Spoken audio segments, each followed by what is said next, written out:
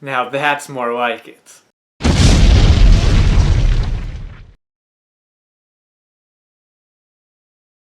Hey guys, this is Justin at the Survivor Review. Today we're talking about episode 6 of Ash vs. Evil Dead, titled The Killer of Killers. This episode was insane. I loved it. It was such a blast. This is easily the best episode since the second one. Now, the second episode is still my favorite, and I think the best one, followed by the first episode, and then this one, in my opinion. This one was just, it progressed the story forward, had some crazy gore moments, great Ash moments, and was just all around awesome. This episode, for being 30 minutes, a lot happens in it. The story progresses forward, unlike the previous episode where not much really happened. A lot happens in this one with characters and where the story is going from here on out. And to start that off, just with the opening scene, where Ruby and Amanda get to the Brujo's place right after Ash and them leave, and all of a sudden, the Brujo comes to life out of the fire as a skeleton creature and fights Ruby, and then they get thrown into the fire, basically killing off Lucy Lawless's character. Well, killing. We know she's not dead. And it's like, what just happened right there? Like, that's a crazy way to start the episode. Though that does lead to one flaw with it. The CGI with the Brujo Deadites, it was not good. The design and idea of it is great, just this like skeleton, but the CGI did not blend well and did not look very good. But still though, that's what happened. What happened there? I love that opening scene. Then the rest of the episode takes place in this diner where Ash, Pablo, and Kelly are just there getting a bite to eat, and Amanda is scoping them out from afar. And that's basically it. Like the previous episodes, it's very self-contained in just one setting, and here it's just in the diner for the whole episode, and that's it. But this time, just the story actually progresses forward. I love when Ash is telling Kelly and Pablo that that this is all going to eventually lead back to the cabin.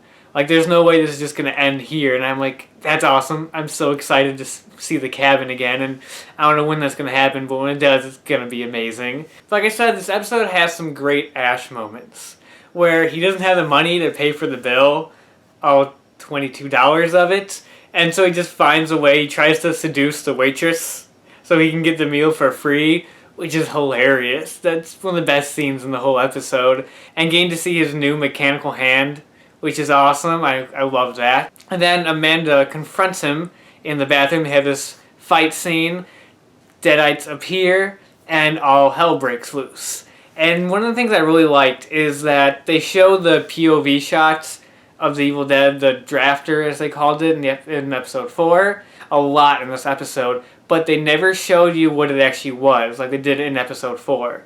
Like, I thought after they showed it as like that cloud thing in episode 4, then they're just going to show it like that for the rest of the show, but they're not, thank God, because I hate that. But you see it as just the classic Evil Dead force moving through the woods. You see it a lot in this episode, and I'm happy they never showed us what it was again, because we don't. We can just leave it as it is and never have to see that again. So yeah, chaos ensues, and that whole ending scene in the diner, just, it's insanity. From kids getting thrown into fans to deadites with their guts hanging out, so people with ice skates in their head. It was crazy, and I loved it. And I love just when Ash has the chainsaw and he fights the deadite, just, it was great. And then at the end, finally, Amanda joins the group. She joins the team, which is awesome. And I really want to see where we go from here on out. And then you have some character development with Pablo and Kelly, where Pablo talks to her about how she tried to seduce him as a deadite, and is some of that from her real feelings. And the way she just kind of brushes off is just like, oh, they were probably using that against you because I think you're so just adorable and nice. Just like, ow, that hurts. I felt so bad for Pablo right there. Just a lot of great moments. And again, moving the story forward, but while giving us an awesome half hour, it worked brilliantly, and I just had a blast with it. It delivers on expanding the story, and also leaving things open for future episodes, like what happened to Ruby and what is she? We still don't know what kind of character she is. And she fell into the fire, but you didn't see her body, and you don't know what happened with that. I wonder what's going on with that. Ash's severed hand goes missing. I can't wait for that to show up again. And then there's that one friend of Ash who wanted all like the weapons and stuff from him and ammunition, where the Deadite gets to him. What's going to happen with that? So there's still all these stuff that are building up towards the later episodes and them eventually leading him to the cabin. Oh, and then the scene where the Book of the Dead comes alive and is like biting at Pablo.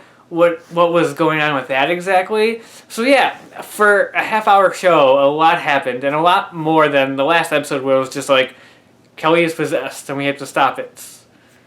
This one had a lot more going on to it, and I loved it. And it felt more in line with the earlier episodes, with Ash's character being this goofy, silly, dumbass self. It was just a lot of fun. Great gore effects, aside from a couple of CGI here and there, which is still kind of the flaw with the show. It's just the CGI is just not that strong.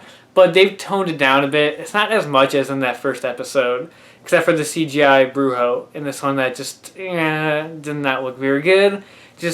I loved it. I loved it. And the show continues to be great. And I'm so surprised that 6 episodes in, despite some episodes not being as good as others, it's still an amazing show. And just great. So yeah, that's episode 5 of Ash vs. Evil Dead. Just a blast from start to finish. A lot of these reviews I'm kind of repeating myself, and it's kind of hard not to, just with how great the show's been. And that's about it for now. And until next time, I'll talk to you guys later. We knew what we were getting into when we joined up with you. No, we didn't. Not even a little bit.